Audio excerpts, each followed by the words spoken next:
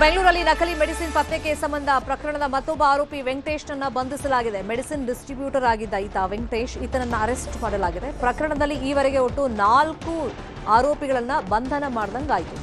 ಪ್ರಭುದೇವ್, ತೇಜಸ್, ನವೀನ್, ವೆಂಕಟೇಶ್ ಇವರಿಷ್ಟು ಜನ ಈ ಪ್ರಕರಣದಲ್ಲಿ ಅರೆಸ್ಟ್ ಆಗಿದ್ದಾರೆ. ಇನ್ನು ಸರ್ಕಾರದಿಂದ ಶೀಘ್ರವೇ ಎಸ್ಐಟಿ ಅನ್ನು ಕೂಡ ರಚನೆ ಮಾಡಲಾಗುತ್ತೆ.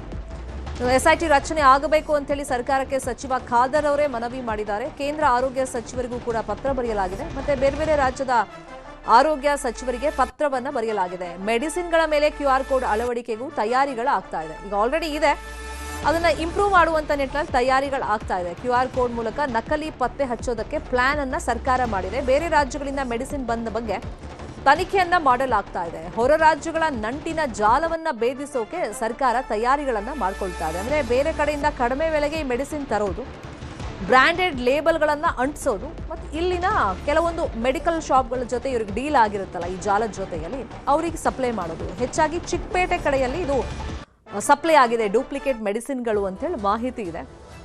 ಇದನ್ನು ಸರ್ಕಾರ ಗಂಭೀರವಾಗಿ ಪರಿಗಣಿಸಲೇಬೇಕು. ಹಾಗಾಗಿ SIT ರಚನೆಗೂ ತಯಾರಿಗಳಾಗಿದೆ.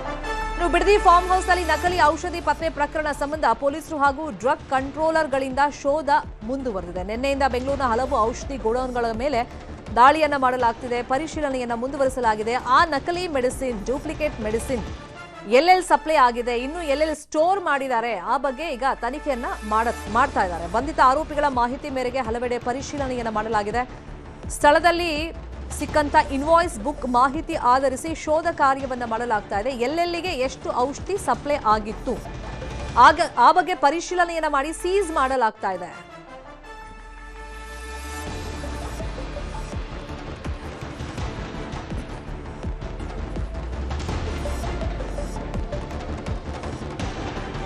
ಇದೇ ವಿಷಯವಾಗಿ ಇನ್ನಷ್ಟು ಡೀಟೇಲ್ ಆಗಿ ಇನ್ಫಾರ್ಮೇಶನ್ ಕೊಡ್ತಾ ಹೋಗೋದಕ್ಕೆ ರಾಮನಗರದಿಂದ ನಮ್ಮ ಪ್ರತಿನಿಧಿ ವೆಂಕಟೇಶ್, ಹಾಗೆ ಬೆಂಗಳೂರಿಂದ ನಮ್ಮ ಪ್ರತಿನಿಧಿ ಹಂಸ ಶ್ಯಾಮಲ ಜಾಯ್ನ್ ಆಗಿದ್ದಾರೆ. ಹಂಸ, ಪ್ಲೀಸ್ ಬಿ ಆನ್ಲೈನ್. ಸೀದಾ ರಾಮನಗರ ಭಾಗ ಹೋಗೋಣ. ವೆಂಕಟೇಶ್, 5 ಕೋಟಿ ಮೊತ್ತದ ಮೌಲ್ಯದ ಔಷಧಿಗಳು ಇನ್ನು 1 ವರ್ಷದಲ್ಲಿ 100 ಕೋಟಿ ವ್ಯವಹಾರ ಮಾಡಿರೋದು ಸಾಮಾನ್ಯದ ವಿಷಯ ಅಲ್ವೇ ಅಲ್ಲ. ಹಾಗಾಗಿ ಇವತ್ತಿನ ಶೋಧ ಯಾವ ತರ ಮುಂದುವರೆದಿದೆ ಅಂದ್ರೆ ಪರಿಶೀಲನೆ, ಅಲ್ಲಿಂದ ಎಲ್ಲೆಲ್ಲಿ ಸಪ್ಲೈ ಆಗಿದೆ ಅಂತ ಫೈಂಡ್ ಔಟ್ ಹೆಂಗ್ ಮಾಡ್ತಾ ಇದ್ದಾರೆ? ಶರ್ಮಿತಾ, ಏನು ಬೆಂಗಳೂರಿನ CK ತಾಂಡ್ಯದಲ್ಲಿ ಇರ್ತಕ್ಕಂಥ ಫಾರ್ಮ್ ಹೌಸ್ ನಲ್ಲಿ ಏನು ಈ ಒಂದು ಡ್ರಗ್ಗಳು ಅಂದ್ರೆ ನಕಲಿ ಔಷಧಿಗಳು ಏನು ಪತ್ತೆ ಆಯ್ತು. ಇದೇ ವಿಚಾರವಾಗಿ ಈಗಾಗಲೇ ಏನು 4 ಜನರನ್ನ ಅರೆಸ್ಟ್ ಮಾಡಲಾಗಿದೆ. ಅವರ ಪೈಕಿ ಈಗ ವೆಂಕಟೇಶ್ ಎಂಬಾತನನ್ನ ವಿಚಾರಣೆ ನಡೆಸಿದಂತ ಸಂದರ್ಭದಲ್ಲಿ ಆತ ಮೆಡಿಕಲ್ ಡಿಸ್ಟ್ರಿಬ್ಯೂಟರ್ ಆಗಿರ್ತಾನೆ. ಆತನನ್ನ ವಿಚಾರಣೆ ಮಾಡಿದಂತ ಸಂದರ್ಭದಲ್ಲಿ ಬೆಂಗಳೂರಿನ ಕೆಲ ಮೆಡಿಕಲ್ ಶಾಪ್ಗಳಲ್ಲಿ ಈ ಒಂದು ನಕಲಿ ಔಷಧಿಯನ್ನ ಪೂರೈಕೆ ಮಾಡಿರುವ ಬಗ್ಗೆ ಆತ ಮಾಹಿತಿ ಕೊಟ್ಟಿರುವಂತ ಹಿನ್ನೆಲೆ ಇವತ್ತು ಏನು ತಾವರೆಕೆರೆ ಪೊಲೀಸರು ಹಾಗೆ ಬೆಂಗಳೂರಿನ ಡ್ರಗ್ ಕಂಟ್ರೋಲ್ ಬೋರ್ಡ್ ನ ಅಧಿಕಾರಿಗಳು ಇವತ್ತು ಜಂಟಿಯಾಗಿ ಬೆಂಗಳೂರಿನ ಸುಮಾರು 10ಕ್ಕೂ ಹೆಚ್ಚು ಮೆಡಿಕಲ್ ಶಾಪ್ಗಳಿಗೆ ಈಗಾಗಲೇ ಭೇಟಿಯನ್ನ ಕೊಟ್ಟಿದ್ದಾರೆ ಎನ್ನುವಂತ ಮಾಹಿತಿ ಕೂಡ ಲಭ್ಯ ಆಗ್ತಾ ಇದೆ. ಅದರಲ್ಲೂ ಪ್ರಮುಖವಾಗಿ ಚಿಕ್ಕಪೇಟೆ ಹಾಗೂ ಸುತ್ತಮುತ್ತ ಇರತಕ್ಕಂತಹ ಮೆಡಿಕಲ್ ಸ್ಟೋರ್ಗಳಲ್ಲಿ ಒಂದು ನಕಲಿ ಔಷಧಿಗಳು ಪೂರೈಕೆ ಆಗಿದ್ವು ಎನ್ನುವಂಥದ್ದು ಈಗ ಶಂಕೆ ವ್ಯಕ್ತ ಆಗಿರತಕ್ಕಂಥದ್ದು. ಈ ನಿಟ್ಟಿನಲ್ಲಿ ಏನು ದಾಳಿ ಮಾಡಿದಂತ ಸಂದರ್ಭದಲ್ಲಿ ಅವತ್ತು ಒಂದೇ ದಿನಕ್ಕೆ 4.5 ಕೋಟಿಗೂ ಹೆಚ್ಚು ಮೌಲ್ಯದ ನಕಲಿ ಔಷಧಿಗಳು ಪತ್ತೆಯಾಗಿದೆ. ಆದ್ರೆ ಮಾಹಿತಿಗಳ ಪ್ರಕಾರ ಕಳೆದ 1.5 ವರ್ಷದಿಂದ ಈ ಒಂದು ದಂಧೆ ಏನ್ ನಡೀತಾ ಇತ್ತು, ಆ ಸಂದರ್ಭದಲ್ಲಿ ಸರಿಸುಮಾರು 100 ಕೋಟಿಗೂ ಹೆಚ್ಚು ಅಧಿಕವಾಗಿ ನಕಲಿ ಔಷಧಿಗಳು ಮಾರಾಟ ಆಗಿರತಕ್ಕಂತಹ ಶಂಕೆ ಕೂಡ ವ್ಯಕ್ತ ಆಗಿರ್ತಕ್ಕಂಥದ್ದು. ಜೊತೆಗೆ ಇದು ತೆಲಂಗಾಣ ಹಾಗೂ ಹಿಮಾಚಲ ಪ್ರದೇಶದಿಂದ ನಕಲಿ ಔಷಧಿಗಳ ಸಾಮಗ್ರಿಗಳು ಆಮದಾಗ್ತಾ ಇತ್ತು ಎನ್ನುವಂಥದ್ದು ಕೂಡ ಇಲ್ಲಿ ಗಮನಾರ್ಹ. ಹಾಗಾಗಿ ಈಗ ಸ್ವತಃ ಆರೋಗ್ಯ ಇಲಾಖೆಯ ಸಚಿವರಾಗಿರ್ತಕ್ಕಂಥ UT ಖಾದರ್ ಅವರೇ ಸುದ್ದಿಗೋಷ್ಠಿಯನ್ನ ಮಾಡುವ ಮೂಲಕ ಇದು ಖಡಕ್ ಎಚ್ಚರಿಕೆಯನ್ನು ಕೂಡ ಕೊಟ್ಟಿದ್ದಾರೆ. ಜೊತೆಗೆ QR ಕೋಡ್ ಅನ್ನು ಕೂಡ ಅಳವಡಿಕೆ ಮಾಡುವ ಬಗ್ಗೆ ಅವರು ಮಾಹಿತಿಯನ್ನ ಕೊಟ್ಟಿದ್ದಾರೆ. ಇನ್ನೇನು ಕೆಲವೇ ದಿನಗಳಲ್ಲಿ ಇವತ್ತು ಇಲ್ಲ ನಾಳೆ SIT ಕೂಡ ಈ ಒಂದು ಕೇಸ್ನ ವಿಚಾರವಾಗಿ ರಚನೆ ಆಗ್ಬೋದು ಎನ್ನುವಂತ ವಿಚಾರ ಕೂಡ ಇದೆ. ಹಾಗಾಗಿ ಈಗ ಸದ್ಯಕ್ಕೆ 4 ಜನ ಆರೋಪಿಗಳನ್ನ ಅರೆಸ್ಟ್ ಮಾಡಿದ್ದಾರೆ.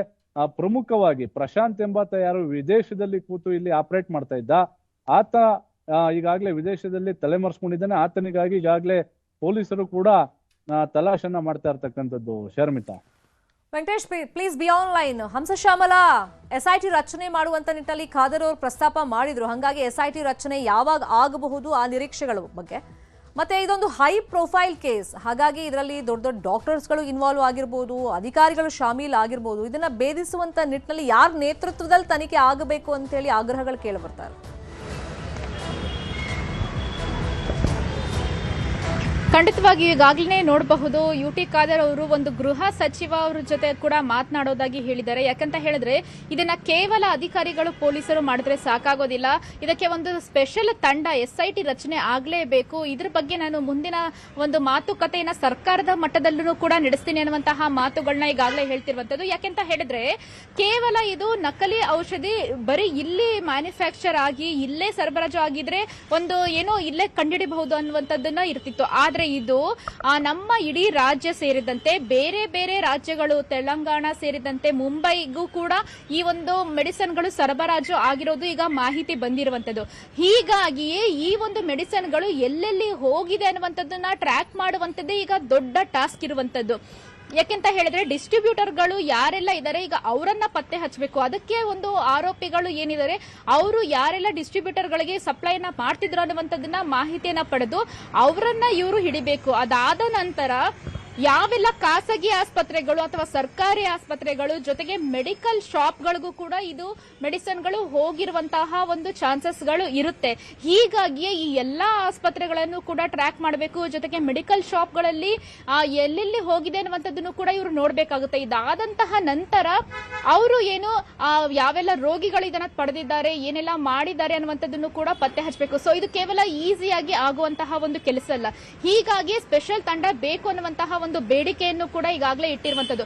ಇದರ ಜೊತೆಗೆ ಏನು ಇವತ್ತಿನಿಂದಲೂ ಕೂಡ ಒಂದು ಅಲ್ಲಿ ಬಿಡದಿಯ ಹೆಜ್ಜಾಲದಲ್ಲಿ ಏನು ಪತ್ತೆಯಾಗಿತ್ತು, ಇಲ್ಲಿ ರೇಡನ್ನ ಮಾಡಿದ್ರು, ಅಲ್ಲೂ ಕೂಡ ಅಧಿಕಾರಿಗಳು ಹೋಗಿ ಸುತ್ತಮುತ್ತಲ ಪ್ರದೇಶದಲ್ಲಿ ಜನರನ್ನು ಕೂಡ ಮಾಹಿತಿಯನ್ನ ಕಲೆ ಹಾಕುವಂತಹ ಒಂದು ಕಾರ್ಯವನ್ನ ಮತ್ತೆ ಶುರು ಮಾಡ್ತಿರುವಂತದ್ದು. ಇವತ್ತು ಡ್ರಗ್ ಕಂಟ್ರೋಲರ್ಗಳು ಹಾಗೂ ಪೊಲೀಸ್ ಇಲಾಖೆಯಿಂದ ಜಂಟಿ ಕಾರ್ಯಾಚರಣೆಯನ್ನು ಕೂಡ ಕೈಗೊಳ್ಳಲಾಗಿದೆ. ಹೀಗಾಗಿ ಅಧಿಕಾರಿಗಳು ಈಗಾಗಲೇ ಅಲ್ಲಿ ಹೋಗಿ ಎಲ್ಲಾ ರೀತಿಯಾದಂತಹ ಒಂದು ಮಾಹಿತಿಯನ್ನ ಕಲೆ ಹಾಕೋದಕ್ಕೆ ಮುಂದಾಗಿರುವಂತದ್ದು. ಸೊ ಇದಕ್ಕಾಗಿ ಒಂದು ಸ್ಪೆಷಲ್ ಟೀಮ್ ಬೇಕೇ ಬೇಕು.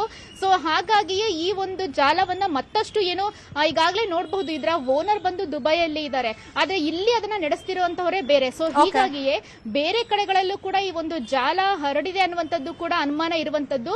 ಹೀಗಾಗಿಯೇ ಈ ಒಂದು ತಂಡವನ್ನ ರಚನೆ ಮಾಡೋದಕ್ಕೆ ಶೀಘ್ರಗತಿಯಲ್ಲಿ ತ್ವರಿತಗತಿಯಲ್ಲಿ ನಾವು ಮುಂದಾಗ್ತೀವಿ ಅನ್ನುವಂತಹ ಮಾತುಗಳನ್ನು ಕೂಡ ಇವತ್ತು ಖಾದರ್ ಅವರು ಹೇಳಿರುವಂತದ್ದು. ಶಮಿತಾ, ಫಾಲೋ ಅಪ್ ಮಾಡೋಣ ಸುದ್ದಿನ. Thank you Hamsa Shyamala, thank you Venkatesh. ಈ ಕ್ಷಣದ ಮಾಹಿತಿಯನ್ನು ಕೊಡೋದಕ್ಕೆ ಮತ್ತಷ್ಟು ಸುದ್ದಿಯನ್ನು ನೋಡ್ತಾ ಹೋಗೋಣ ಚಿಕ್ಕದನ್ನು ಬ್ರೇಕ್ ಆದ್ಮೇಲೆ.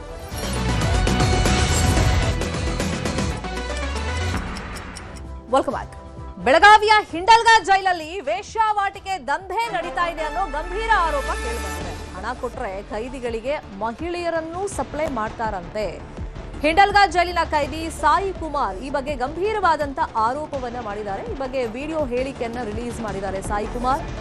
ಜೈಲಿನ ಒಳಗೆ ದುಡ್ಡು ಕೊಟ್ರೆ ಸಾಕು, ಮೊಬೈಲ್, ಮದ್ಯ ಎಲ್ಲವೂ ಸಪ್ಲೈ ಆಗುತ್ತೆ, ಮಹಿಳೆಯರನ್ನೂ ಸಪ್ಲೈ ಮಾಡ್ತಾರೆ, ಜೈಲಾಧಿಕಾರಿಗಳೇ ಈ ರೀತಿ ಸಪ್ಲೈ ಮಾಡ್ತಾರೆ ಅಂತ ಹೇಳಿ ಆ ವಿಡಿಯೋದಲ್ಲಿ ಅಂತ ಹೇಳ್ಕೊಂಡಿದ್ದಾರೆ. ಅಂದ್ರೆ ಆರೋಪವನ್ನ ಮಾಡಿದ್ದಾರೆ. ವೇಶ್ಯಾವಾಟಿಕಾ ವಿಡಿಯೋಗಳು ನನ್ನ ಬಳಿ ಇದೆ ಅಂತಾನೂ ಕೂಡ ಸಾಯಿ ಕುಮಾರ್ ಹೇಳ್ಕೊಂಡಿದ್ದಾರೆ. ಕಾರಾಗೃಹದಲ್ಲಿ ಬಂದಿಯಾಗಿರುವಂತ ಸಂದರ್ಭದಲ್ಲಿ ನಡೀತಾ ಇರುವಂತಹ ಅಕ್ರಮ ಚಟುವಟಿಕೆಗಳು ಹಲವು ವಿಡಿಯೋಗಳು ನಮ್ಮ ಹತ್ರ ಇರುತ್ತೆ. ಯಾವುದೇ ರೀತಿ ಕಂಪ್ಲೇಂಟ್ ಕೊಟ್ರೆ ಅಧಿಕಾರಿಗಳು ಮುಚ್ಚಾಕ್ತಾರೆ. ಒಳಗಡೆ ಮೊಬೈಲ್ ತಂದು ಕೊಡ್ತಾರೆ, ಗಾಂಜಾ ತಂದು ಕೊಡ್ತಾರೆ, ಸಿಮ್ ತಂದು ಕೊಡ್ತಾರೆ, ವೇಶ್ಯಾವಾಟಿಕೆ ಮಾಡ್ತಾರೆ. ದುಡ್ಡು ಕೊಟ್ರಿ ಏನ್ ಬೇಕಾದ್ರೂ ಐಷಾರಾಮ್ಯವಾಗಿರೋ ಬಿಡ್ತಾರೆ. ನಾನು ಆಲೇ ಇದನ್ನ ಸುಮಾರು 2-3 ಸಾರಿ ಮಾಧ್ಯಮದಲ್ಲಿ ವೈರಲ್ ಮಾಡಿಸಿರ್ತೀನಿ ಅಕ್ರಮ ಚಟುವಟಿಕೆಗಳ ಬಗ್ಗೆ, ಬೆಳಗಾಂ ಜೈಲಲ್ಲಿ ನಡೀತಾ ಇರೋಂತ ಅಕ್ರಮ ಚಟುವಟಿಕೆ ಬಗ್ಗೆ. ನಾವು ವೈರಲ್ ಮಾಡಿಸಿದ್ರೆ ನಮ್ಮ ಮೇಲೆ FIR ಮಾಡಿ ಕಂಪ್ಲೇಂಟ್ ಮಾಡ್ತಾರೆ. ನಮಗೆ ಫೋನ್ ಬರೋದಾದ್ರೂ ಹೇಗೆ, ನಾವು ಒಳಗಡೆ ಬರಬೇಕು ಅಂತಂದ್ರೆ ತಪಾಸಣೆ ಮಾಡಿಬಿಡ್ತಾರೆ. ನಮ್ಮ ಕೈ ಮೊಬೈಲ್ಗಳು ಸೇರೋದಾದ್ರೂ ಹೇಗೆ ಅಂದ್ರೆ ನೀವೇ ಯೋಚನೆ ಮಾಡಬೇಕು. ನಮ್ಮ ತಲೆ ದಿಂಬ ಹತ್ರ ನಾವು ಮೊಬೈಲ್ ಸಿಕ್ತು ಅಂತ ಹೇಳಿ FIR ಮಾಡ್ತಾರೆ. ನಮ್ಮ ತಲೆ ದಿಂಬ ಹತ್ರ ಮೊಬೈಲ್ ಬಂದಿದ್ದಾದ್ರೂ ಹೆಂಗೆ, ನಮ್ಮನ್ನ ಪರ್ಚೇಸ್ ಮಾಡ್ಕೊಳಕ್ ಆಚೆ ಕಡೆ ಬಿಡ್ತಾರ, ಇಲ್ಲ ನಾವೇನಾರು ತಂದು ಮಾಡಿ ಯೂಸ್ ಮಾಡೋಷ್ಟು ಸಹಾಯ ಮಾಡಕ್ ಬಿಡ್ತಾರ. ಇವರೇ ತಂದಿ ಮಾರ್ತಾರೆ, ಎಣ್ಣೆ ಡ್ರಿಂಕ್ಸ್ ಮಾರ್ತಾರೆ. ಅಧಿಕಾರಿಗಳೇ ಅಕ್ರಮ ಚಟುವಟಿಕೆ. ಅಧಿಕಾರಿಗಳ ಮೇಲೆ ಸುಮಾರು ಜೈಲಧಿಕಾರಿಗಳ ಮೇಲೆ ಸುಮಾರು ಪ್ರಕರಣಗಳಿವೆ. ಎಲ್ಲ ಮುಚ್ಚಾಕ್ತಾರೆ. 3 ತಿಂಗಳು ಸಸ್ಪೆಂಡ್ ಮಾಡ್ತಾರೆ, ಮತ್ತೆ ರಿಬ್ಯಾಕ್ ಮಾಡ್ಬಿಟ್ಟು ಮತ್ತೆ ರೆಡ್ ಡ್ಯೂಟಿಗೆ ಜಾಯಿನ್ ಮಾಡ್ಕೋತಾರೆ. ಮತ್ತೆ ಅವ್ರು ಮಾಡೋ ಅಕ್ರಮ ಚಟುವಟಿಕೆಗಳು ಮುಂದುವರಿಸ್ತಲೇ ಇರ್ತಾರೆ. ಇದ್ರ ಬಗ್ಗೆ ಎಲ್ಲ ನಾನು ಕಂಪ್ಲೇಂಟ್ ಕೊಟ್ಟಿರ್ತೀನಿ. ಕಾರಾಗೃಹ ಇಲಾಖೆಗೂ ಕೊಟ್ಟಿರ್ತೀನಿ, ಪೊಲೀಸ್ ಇಲಾಖೆಗೂ ಕೊಟ್ಟಿರ್ತೀನಿ, ಮತ್ತೆ ಕೈಗಾರಿಕಾ ಪಡೆಗೂ ಸಹ ನಾನು ಕಂಪ್ಲೇಂಟ್ ಕೊಟ್ಟಿರ್ತೀನಿ. ಯಾವುದೇ ರೀತಿ ಆಕ್ಷನ್ ತಗೊಳ್ಳಲ್ಲ. ಹ್ಯೂಮನ್ ರೈಟ್ಸ್ಗೂ ಸಹ ಕಂಪ್ಲೇಂಟ್ ಕೊಡ್ತೀನಿ, ರಾಜ್ಯಪಾಲರಿಗೂ ಸಹ ಕಂಪ್ಲೇಂಟ್ ಕೊಡ್ತೀನಿ. ಯಾವುದೇ ರೀತಿ ಆಕ್ಷನ್ ತಗೊಳ್ಳಲ್ಲ.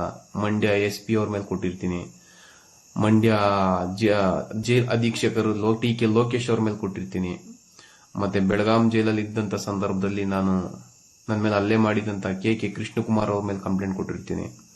ಶಶಿಕಲಾ ಹಗರಣದಲ್ಲಿ ಬೆಳಗಾಂ ಜೈಲಿಗೆ ಪನಿಷ್ಮೆಂಟ್ ಮೇಲೆ ವರ್ಗಾವಣೆ ಮಾಡಿದ ಕೃಷ್ಣಕುಮಾರ್ ಅವ್ರ ಮೇಲೆ ಕಂಪ್ಲೇಂಟ್ ಕೊಟ್ಟಿರ್ತೀನಿ, ಮತ್ತು ಕೃಷ್ಣಮೂರ್ತಿ ಅವ್ರ ಮೇಲೆ ಕಂಪ್ಲೇಂಟ್ ಕೊಟ್ಟಿರ್ತೀನಿ. ಪ್ರತಿಭಾ ಅಂದ್ಬಿಟ್ಟು KSIS ಅಧಿಕಾರಿ ಮೇಲೆ, ಮಹಿಳಾ ಅಧಿಕಾರಿ ಮೇಲೆ ಕಂಪ್ಲೇಂಟ್ ಕೊಟ್ಟಿರ್ತೀನಿ. ಮತ್ತೆ KSIS ಇನ್ಸ್ಪೆಕ್ಟರ್ ಆದಂತ ಜಯಶ್ರೀ ಅವ್ರ ಮೇಲೆ ಕಂಪ್ಲೇಂಟ್ ಕೊಟ್ಟಿರ್ತೀನಿ. ಯಾವುದೇ ರೀತಿ ಆಕ್ಷನ್ ತಗೊಳ್ಳಲ್ಲ. ನಾವು ಕಂಪ್ಲೇಂಟ್ ಕೊಟ್ಟಿದೀವಿ ಅಂತ ಹೇಳಿ ಮಂಡ್ಯ ತುಮಕೂರು SP ಅವರು ಮತ್ತು ಮಂಡ್ಯ ಜಿಲ್ಲೆ ನಾಗಮಂಗಲ ತಾಲೂಕು ಬಿಂಡಿಂಗ್ನೊಲೆ ಪೊಲೀಸ್ ಸ್ಟೇಷನ್ ಮಾರುತಿ ಅವ್ರ ಮೇಲೂ ಸಹ ಕಂಪ್ಲೇಂಟ್ ಕೊಟ್ಟಿರ್ತೀನಿ. ಮಾಧ್ಯಾನಾಯಕ್ ಅವ್ರ ಮೇಲೆ ಕಂಪ್ಲೇಂಟ್ ಕೊಟ್ಟಿರ್ತೀನಿ. ಮಾದಿಲ್ಲಿ ಹಲವು ಸಿಬ್ಬಂದಿ ಮೇಲೆ ಕಂಪ್ಲೇಂಟ್ ಕೊಡ್ತೀನಿ. ತುಮಕೂರು SP ಅವ್ರ ಮೇಲೆ ಕಂಪ್ಲೇಂಟ್ ಕೊಟ್ಟಿರ್ತೀನಿ. ಇಷ್ಟೆಲ್ಲ ಕಂಪ್ಲೇಂಟ್ ಕೊಟ್ಟಿದ್ರು ನನಗೆ ಯಾವುದೇ ರೀತಿ ಬದುಕಕ್ ಬಿಡ್ತಾ ಇಲ್ಲ. ಈ ಪೊಲೀಸ್ ಇಲಾಖೆಯವರು, ಕಾರಾಗೃಹ ಇಲಾಖೆ ಒಂದ್ಗೂಡಿ ನನ್ನ ಲೈಫ್ನ ಚಿತ್ರಣ ಮಾಡಿದ್ದಾರೆ.